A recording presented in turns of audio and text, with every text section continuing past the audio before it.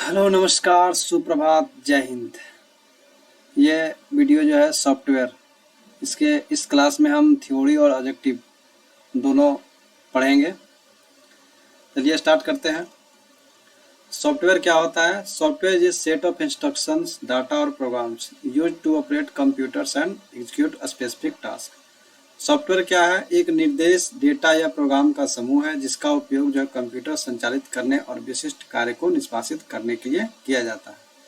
तो सॉफ्टवेयर में क्या है, हम क्या करते हैं, डेटा को कलेक्ट करते हैं और डेटा को कलेक्ट करने के बाद हमको किस तरह से उस डेटा पे ऑपरेट करना है, किस तरह से वर्क करना है, उसके आधार पे हम क्या करते हैं, उसको प्रोग्रामिंग करते हैं।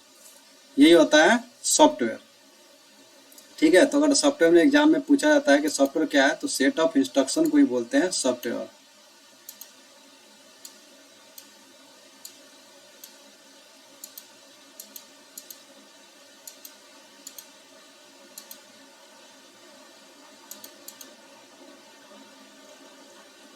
देखिए, सॉफ्टवेयर को किस नाम से जाना जाता है? सॉफ्टवेयर को किस किस नाम से जाना जाता है? तो सॉफ्टवेयर को बोलते हैं सॉफ्टवेयर बोला जाता है, एप्लीकेशन सॉफ्टवेयर किसी खास पर्पस के लिए बनाया जाता है, सेट ऑफ इंस्ट्रक्शन को भी बोलते हैं सॉफ्टवेयर, और प्रोग्राम, कलेक्शन ऑफ प्रोग्राम को भी बोलते हैं सॉफ्टवेयर। ठीक है, प्रोग्राम क्या होता है? सेट ऑफ इंस्ट्रक्शन को प्रोग्राम बोलते हैं, और बहुत सारे जो प्रोग्राम्स होते हैं उसके कलेक्शन को हम सॉफ्टवेयर बोलते हैं। तो सॉफ्टवेयर का नाम क्या क्या हो सकता है? सॉफ्टवेयर भी बोल सकते हैं, एप्लीकेशन सॉफ्टवेयर एक प्रकार का भी सॉफ्टवेयर है, सेट ऑफ इंस्ट्रक्शन को बोलते हैं प्रोग्राम, और प्रोग्राम के कलेक्शन को बोलते हैं software. Someone who right software programmes और कंप्यूटर इज कॉल्ड। जो सॉफ्टवेयर को क्या करता है, प्रोग्रामिंग करता है या जो लिखता है उसको क्या बोलते हैं? प्रोग्राम। जो सॉफ्टवेयर को, जो व्यक्ति क्या करता है, सॉफ्टवेयर का प्रोग्रामिंग करता है उसको बोलते हैं प्रोग्राम। सॉफ्टवेयर का मुख्य कार्य क्या होता है? डेटा में किसमें परिवर्तित करना है, यानी कंप्यूटर सॉफ्टवेयर का मुख्य कार्य होता है कि आपको डेटा को क्या करना, प्रोसेसिंग करने के बाद आपको आपके यूजफुल इंफॉर्मेशन देना, यानी जो आप चाहते हैं उसके हिसाब से क्या है आपको आउटपुट दे, उसी को बोलते हैं सॉफ्टवेयर। सॉफ्टवेयर का मुख्य काम यही है कि आपके डेटा को, रॉ डेटा को लेगा, मतलब आप जो भी डाटा उससे कैलकुलेशन करवाना चाहते हैं वो इनपुट में डाटा दीजिए, और उसके जैसे मतलब हमको दो नंबर को जोड़ना है 2+3, तो आप क्या करिए 2 दीजिए और 3 दीजिए, दो नंबर एंटर कीजिए, और ये सॉफ्टवेयर का काम होता है दोनों का प्रोसेस करने के बाद आपको आउटपुट 5 देगा। ये आपके लिए क्या है, इन्फॉर्मेशन। सॉफ्टवेयर कोड का एक टुकड़ा जिससे सॉफ्टवेयर प्रोग्राम स्थापित होने के बाद उस प्रोग्राम के किसी समस्या को ठीक करने के लिए लागू किया जा सकता है।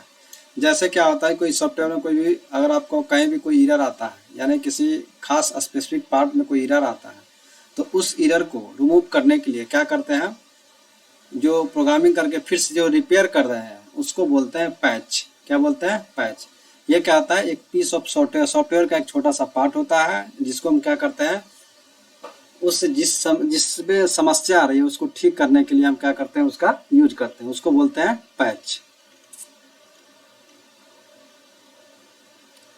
डिबगिंग और टेस्टिंग में क्या अंतर है?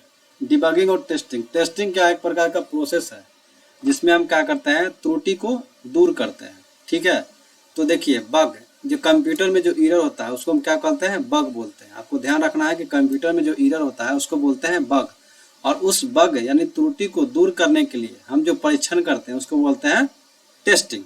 ठीक है, और डिबगिंग क्या है, तो बग बग को रिमूव करने का जो प्रोसेस होता है। ठीक है, बग, डिबगिंग क्या है, तो डिबगिंग एक प्रकार का प्रोसेस है या एक प्रकार का बोल सकते हैं परीक्षण क्रिया है, जिसके द्वारा हम जो क्या, टेस्टिंग के दौरान जो हम बग को ढूंढ रहे हैं उस बग को दूर करने को ही बोलते हैं डिबगिंग। तो आपको कंप्यूटर में यही पूछा जा सकता है कि कंप्यूटर में जो एरर आते हैं उसको क्या बोलते हैं, बग, और इस बग को रिमूव करने की जो प्रोसेस होती है उसको बोलते हैं डिबगिंग। दो पॉइंट आपको समझ में आ गया, बग क्या होता है, डिबगिंग क्या है। डिबगिंग और टेस्टिंग में क्या अंतर है आप समझ गए। डिबगिंग क्या होता है, आपको रिमूव करने का प्रोसेस है, और टेस्टिंग क्या है, आपको बग को फाइंड करने का प्रोसेस है। फाइंड करना होता है टेस्टिंग, और इसको रिमूव करना होता है डिबगिंग।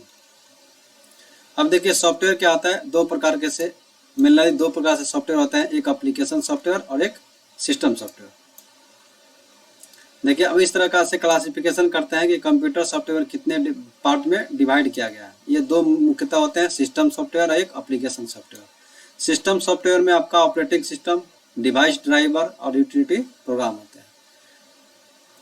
और एप्लीकेशन सॉफ्टवेयर में क्या क्या आता है आपका जनरल पर्पस और स्पेसिफिक पर्पस।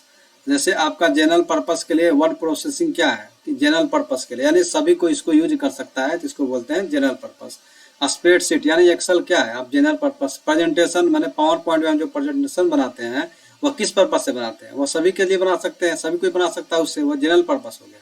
लेकिन जो स्पेसिफिक पर्पस के लिए हम बनाते हैं एप्लीकेशन सॉफ्टवेयर, मतलब मैं अपने खास कोई व्यक्ति अपना पर्सनल व्यू से क्या करता है कोई सॉफ्टवेयर को डेवलप करता है, तो उसका स्पेसिफिक पर्पस हो गया। जैसे मैं HR मैनेजमेंट के लिए पेरोल मैनेजमेंट करना है, अटेंडेंस सिस्टम बनाना है, तो ये क्या है स्पेसिफिक पर्पस के लिए जो सॉफ्टवेयर बनाता है उसको बोलते हैं आपका स्पेसिफिक पर्पस एप्लीकेशन हो गया। जैसे हम कहीं भी अपना स्कूल खोल रहे हैं या कोई अपने दुकान खोल रहे हैं या कुछ भी कर रहे हैं, तो उसके हिसाब से हम जो एप्लीकेशन बनाएंगे वो सिर्फ क्या है मेरे लिए यूज होगा, इसलिए उसको बोलते हैं स्पेसिफिक पर्पस। और जनरल पर्पस का मतलब है कि आप कोई भी बंदा इसको यूज कर सकता है, वो होता है जनरल पर्पस। यूटिलिटी प्रोग्राम में आपका फाइल मैनेजमेंट होता है, वायरस क्लीनअप होता है और डिस्क क्लीनअप होता है। तो फिर से देख लेते हैं कंप्यूटर सॉफ्टवेयर को दो भाग में डिवाइड किया गया है, सिस्टम सॉफ्टवेयर और एप्लीकेशन सॉफ्टवेयर। अब सिस्टम सॉफ्टवेयर के आप उसमें डिवाइड कर सकते हैं operating system, device driver, utility programme. और आपका यूटिलिटी प्रोग्राम में कौन कौन सा होता है, फाइल मैनेजमेंट होता है, वायरस क्लीनअप होता है और डिस्क क्लीनअप होता है। एप्लीकेशन सॉफ्टवेयर को दो भागों में डिवाइड किया गया है, जनरल पर्पस एप्लीकेशन और आपका स्पेसिफिक पर्पस एप्लीकेशन।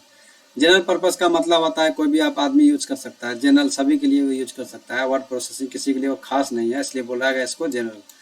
और आपका स्पेसिफिक और किसी बंदे के लिए खास है या किसी कोई व्यक्ति जो अपने उद्देश्य के लिए बनाता है उसको बोलते हैं स्पेसिफिक पर्पस। सिस्टम सॉफ्टवेयर क्या होता है, सिस्टम सॉफ्टवेयर ऐसा प्रोग्राम को कहा जाता है जिसका कंप्यूटर को चलाना है, इस पर काम करने योग्य बनाता है। सिस्टम सॉफ्टवेयर को कंप्यूटर के हार्डवेयर एप्लीकेशन प्रोग्राम को चलाने के लिए विकसित किया गया है। सिस्टम सॉफ्टवेयर अन्य सॉफ्टवेयर को एक प्लेटफॉर्म प्रोवाइड करता है। जिस तरह से प्लेटफॉर्म होता है, प्लेटफॉर्म का मतलब समझ लीजिए ट्रेन जिस तरह से होता है, ये क्या है सभी ट्रेन को चलने के लिए क्या करता है एक प्लेटफॉर्म प्रोवाइड करता है। यहाँ से सभी सॉफ्टवेयर आएंगे, इस पर क्या करेंगी रन करेगी, यानी इसी पे वर्क करेगी। तो सिस्टम सॉफ्टवेयर क्या करता है, जैसे मान लीजिए कि आपका एक हार्डवेयर हो गया और ये आपका सॉफ्टवेयर हो गया, और ये दोनों का बीच का जो इंटरेक्शन करेगा ये कौन करेगा, आपका सिस्टम सॉफ्टवेयर।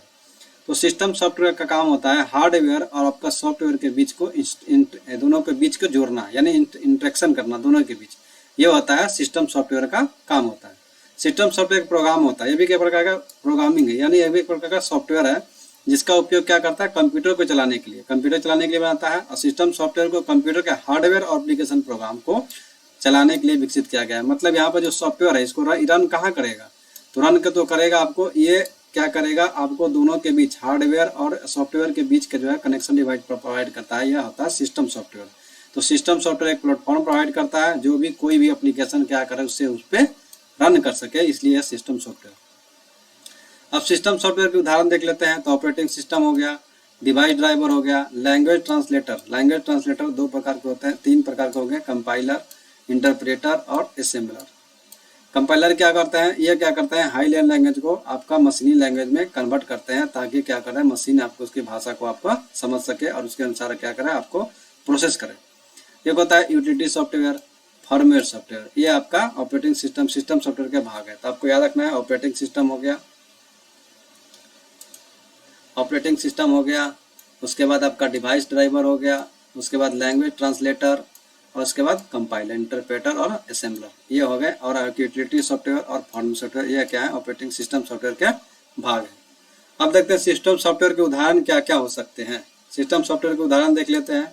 तो आपका एंड्रॉयड जो फोन में होता है वो भी प्रकार का क्या है सिस्टम सॉफ्टवेयर है, जो आपके मोबाइल में होता है। iOS भी क्या है सॉफ्टवेयर है, मैक OS, फिर आपके बाद विंडोज, उसके बाद लाइनक्स, ये भी क्या है ओएस ऑपरेटिंग सिस्टम है। यूनिक्स हो गया, और आपका डिस्क ऑपरेटिंग सिस्टम, डॉस का फुल फॉर्म क्या होता है डिस्क ऑपरेटिंग सिस्टम।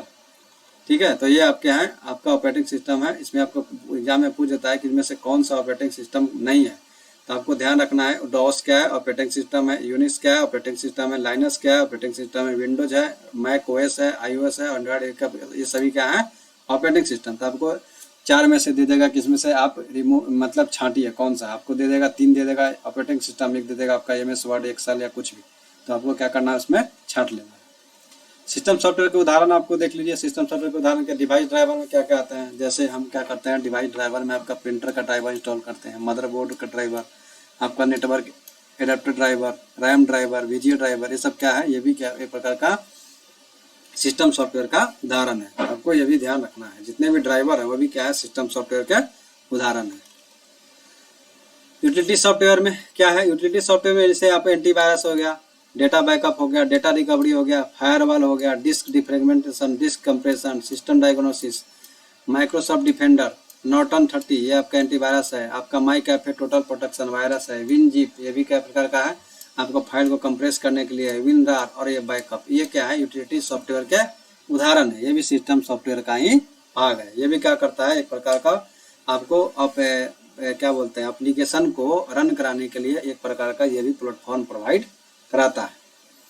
ठीक है, तो आपको ध्यान रखना है कि यूटिलिटी सॉफ्टवेयर में कौन कौन सा होता है, एंटीवायरस होते हैं, एंटीवायरस हो गए, उसके बाद डेटा बैकअप हो गया, डेटा रिकवरी हो गया, firewall, disk defragmentation, disk compression और आपका सिस्टम डायग्नोसिस, ये क्या है एक प्रकार के, और आपका माइक्रो डिफेंडर, नॉर्टन 30 एंटीवायरस है, माई कैफे आपका टोटल प्रोटेक्शन एंटीवायरस है, विनजीप क्या डाटा को कंप्रेस करने के लिए किया जाता है, और ये बैकअप।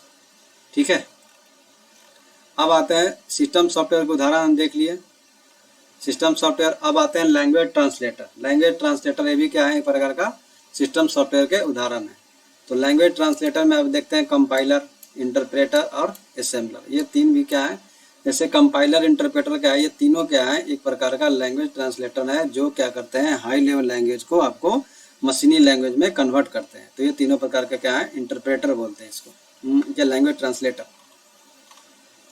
लैंग्वेज देखिए, कंपाइलर क्या करता है, हाई लेवल लैंग्वेज को क्या करते हैं, आप कोई भी कंप्यूटर में जो डाटा हम फीड कर रहे हैं वो क्या करता है, हमारे हाई लेवल लैंग्वेज में है, मतलब क्या है, मानव जो समझ सकता है वो हाई लेवल लैंग्वेज में है, और कंप्यूटर को समझने के लिए क्या चाहिए, मशीनी लैंग्वेज। मशीनी लैंग्वेज में क्या करता है, कंपाइलर इसको कन्वर्ट करता है 0-1 के फॉर्म में, जिससे क्या आता है 0-1 के फॉर्म के लैंग्वेज को बोलते हैं लो लैंग्वेज लैंग्वेज, और उसमें क्या करता है कंप्यूटर समझता है, उसके अनुसार क्या करता है आपको आउटपुट देता है।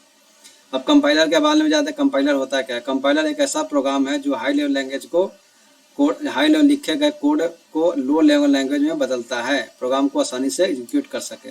क्या करता है कंपाइलर, हाई लेवल लैंग्वेज को क्या करता है लो लेवल लैंग्वेज में, लो लेवल लैंग्वेज का मतलब होता है कि 0-1 के फॉर्मेट में चेंज करना। हाई लेवल लैंग्वेज का मतलब होता है जो मानव अंडरस्टूड समझ सकता है, वो होता है हाई लेवल लैंग्वेज। दूसरे शब्दों में क्या है, कंपाइलर एक लैंग्वेज ट्रांसलेटर है जो हाई लेवल लैंग्वेज को कोड को मशीनी लैंग्वेज में ट्रांसफर कर रहा है। मशीनी लैंग्वेज का मतलब वही है आपको लो लेवल लैंग्वेज, यानी मशीन को समझ सके, उसी के लिए नाम इसको दे दिया गया है मशीन लैंग्वेज, यानी 0-1 के फॉर्मेट में। कंपाइलर पूरे हाई लेवल लैंग्वेज को कोड को एक ही बार में मशीन लैंग्वेज में बदल देता है, जबकि इंटरप्रेटर एक एक लाइन को बदलता है। कंपाइलर क्या करता है, आप जैसे प्रोग्राम को रन करवाते हैं तो कंपाइलर आपके पूरे प्रोग्राम को एट ए टाइम एक बार में क्या करेगा, आपको ट्रांसलेट करेगा। ट्रांसलेट करने के बाद जैसे पूरा कंप्लीट ट्रांसलेट कर देगा, तब आपको जो भी एरर आएंगे उसके बाद आपको क्या करेगा, एरर शो करेगा। ठीक है, लेकिन इंटरप्रेटर क्या है, आपके प्रत्येक लाइन को एग्जीक्यूट करवाएगा, यानी प्रत्येक लाइन को रन करवाएगा, उसमें जैसे ही कोई एरर आएगा तो आपको एरर देगा। ठीक है, तो इसमें क्या है कि इंटरप्रेटर में आपको ये फायदा है कि आप जो एरर होता है उसको रिमूव करना आसानी होता है, लेकिन कंपाइलर में क्या होता है, आसानी नहीं होता है। लेकिन कंपाइलर में ये फायदा होगा कि पूरे प्रोग्राम को एक बार रन कर गया, यानी क्या होगा, अगर आपका कोई प्रॉब्लम नहीं है, तो अगर कोई आपका एरर नहीं है तो क्या होगा, यह मतलब पूरे आपको आउटपुट दे देगा। इससे क्या होगा, आपका फास्ट हो जाएगा। और इंटरप्रेटर प्रत्येक लाइन को कन्वर्ट करता है। तो ये बात को आप ध्यान रखना है कि कंपाइलर एक ही बार में पूरे लैंग्वेज में बदल देता है, पूरे आपको मशीन लैंग्वेज में बदल देता है पूरे प्रोग्राम को, लेकिन इंटरप्रेटर प्रत्येक लाइन को मशीन लैंग्वेज में कन्वर्ट करता है। कंपाइलर के द्वारा सोर्स कोड को ऑब्जेक्ट कोड में कन्वर्ट करता है। सोर्स कोड मतलब होता है कि जो हम लोग लिख रहे हैं, जो प्रोग्रामिंग मानव द्वारा लिखा गया उसको बोलते हैं सोर्स कोड। मतलब जो आप डाटा फीड कर रहे हैं उसको सोर्स कोड हो गया, ऑब्जेक्ट कोड में बदलता है। अगर सोर्स कोड में कोई गलती हो तो कंपाइलर सोर्स कोड को ऑब्जेक्ट कोड में नहीं बदल सकता है। अगर कोई एरर होगा तो उसको नहीं बदलेगा। कंपाइलर जो इंटरप्रेटर से ज़्यादा बुद्धिमान होता है, क्योंकि ये एक ही बार में पूरे सोर्स कोड को ट्रांसलेट कर देता है। ठीक है, कंपाइलर क्या है, इंटरप्रेटर से ज़्यादा बुद्धिमान है, यानी इसका मतलब यह है कि यह फास्ट है। ठीक है, क्यों, क्योंकि पूरा प्रोग्राम को एक ही बार में कन्वर्ट कर देता है। प्रोग्रामिंग लैंग्वेज जैसे C++, जावा, सी और C# आदि का प्रयोग कंपाइलर का इसमें किया जाता है। तो आपका C++ है, जावा है, C# है, सी है, जितना भी आपका प्रोग्रामिंग लैंग्वेज है जिससे क्या आता है, सॉफ्टवेयर डेवलप करने के लिए प्रोग्रामिंग लैंग्वेज का मतलब यह होगा कि सॉफ्टवेयर डेवलप करने के लिए जिस लैंग्वेज का हम यूज करते हैं उसको बोलते हैं प्रोग्रामिंग लैंग्वेज। और इस प्रोग्रामिंग लैंग्वेज को आपको हाई लेवल लैंग्वेज से लो लेवल ट्रांसलेट करने के लिए हम किसका यूज करते हैं, कंपाइलर का यूज करते हैं। और इसमें आपका C++, जावा, C#, आदि क्या हो इसके लिए यूज होता है। अब इंटरप्रेटर देखते हैं, इंटरप्रेटर क्या करता है, हाई लेवल लैंग्वेज को आपको मशीनी लैंग्वेज में, ये भी क्या करता है, हाई लेवल लैंग्वेज को मशीनी लैंग्वेज में कन्वर्ट करता है। लेकिन क्या है इसमें आपका खामियां है, ये खामियां क्या है, तो इंटरप्रेटर क्या करता है, आपको एक एक लाइन को क्या करता है, आपको कन्वर्ट करता है। एक एक लाइन करने से क्या होगा, आपका टाइम ज़्यादा लग सकता है। लेकिन आपका अगर कोई इसी लाइन में अगर एरर आती है तो एरर को ठीक कीजिए, उसके बाद ही क्या करेगा, ये आगे बढ़ेगा। तो यह क्या है, टाइम कंज्यूमिंग है। इंटरप्रेटर को कोड का प्रत्येक लाइन को ध्यान से चेक करता है, लाइन के सही होने के बाद ही मशीनी लैंग्वेज में बदलता है। आपके प्रत्येक लाइन को चेक करेगा, लाइन चेक अगर प्रत्येक कोड आपका सही है उसके बाद मशीनी लैंग्वेज में कन्वर्ट करेगा। इसका जो पहला प्रयोग 1952 में किया गया था। हाई लेवल लैंग्वेज को केवल इंसानों के द्वारा ही समझा जा सकता है, जिसे हम सोर्स कोड भी कहते हैं। देखिए हाई लेवल लैंग्वेज का मतलब क्या है, जो मानव समझ सकता है वह हाई लेवल लैंग्वेज है, और उस कोड को ही बोलते हैं उसको सोर्स कोड। ठीक है, कंप्यूटर को बाइनरी भाषा में लिखे प्रोग्राम ही समझ में, इसलिए इसको इंटरप्रेटर कंपाइलर की जरूरत होती है। हम जानते हैं कि जो है आपका कंप्यूटर जो है वह बाइनरी भाषा को ही समझता है, और इंटरप्रेटर और कंपाइलर क्या करते हैं, आपके हाई लेवल लैंग्वेज को, यानी आपके जो को इंसान समझ सकता है उस लैंग्वेज को मशीन लैंग्वेज में कन्वर्ट करता है। ठीक है, तो हो गया आपका इंटरप्रेटर और कंपाइलर। असेंबलर की बात करते हैं, असेंबलर कोड क्या करता है, असेंबली देखिए, असेंबली ये भी क्या करता है, हाई लेवल लैंग्वेज को आपको मशीन कोड में कन्वर्ट करता है। लेकिन इसमें क्या करता है, ये थोड़ा कुछ अलग है। इसमें देख लेते हैं क्या है। असेंबलर एक कंप्यूटर प्रोग्राम है, असेंबली भाषा में लिखे गए कोड को मशीनी भाषा में कन्वर्ट करता है। असेंबलर में कभी कभी असेंबली लैंग्वेज का भी कंपाइलर भी करते हैं, असेंबली को कभी असेंबली लैंग्वेज का कंपाइलर भी कहते हैं, असेंबली लैंग्वेज को कंपाइलर भी कहते हैं। और इसमें क्या होता है कि हम क्या करते हैं, असेंबली लैंग्वेज में हम कुछ कुछ कोड का यूज करते हैं। जैसे हमको सब्ट्रैक्शन डाटा करना हो तो हम क्या करेंगे, सब्ट्रैक्शन का बाइनरी न लिख के आपका लिख देंगे सब। तो इसमें अंडरस्टूड रहेगा क्या, आपका जितना सब का सब्ट्रैक्शन का जो कोड होगा वो क्या होगा, अंडरस्टूड रहेगा। जैसे मल्टीप्लिकेशन करना है तो मल्टीप्लिकेशन के लिए हम क्या करेंगे, हम कोड ना लिख के, हम क्या करेंगे, प्रोग्रामिंग के लिए कोड ना लिख करके हम ये, आप मल्टीप्लिकेशन लिख दीजिएगा MUL, तो ये आपका होगा कोड अपने आप कन्वर्ट कर जाता है। तो इसमें यह है कि असेंबली लैंग्वेज में हम कुछ क्या करते हैं, कोड का यूज करते हैं, कोड का यूज करते हैं, और इसलिए इसको बोलते हैं आपको असेंबली लैंग्वेज। ठीक है, तो आपको यही ध्यान रखना है कि असेंबली लैंग्वेज में हम कुछ क्या करते हैं, स्पेशल कोड का यूज करते हैं। जैसे सब्ट्रैक्शन के लिए हो गया, मल्टीप्लिकेशन के लिए हुआ, डिवीजन के लिए हुआ, और कुछ कुछ ऐसे वर्ड है जिसका हम यूज करके हम क्या करते हैं, कोड का यूज करने से ये असेंबली लैंग्वेज कहलाता है। असेंबली लैंग्वेज में आपका यही है कि असेंबली लैंग्वेज में हम कोड का यूज करते हैं, और उस लैंग्वेज को आपको हाई लेवल लैंग्वेज वो भी है तो उसको कन्वर्ट करने के लिए हम किसका यूज करते हैं, असेंबलर का।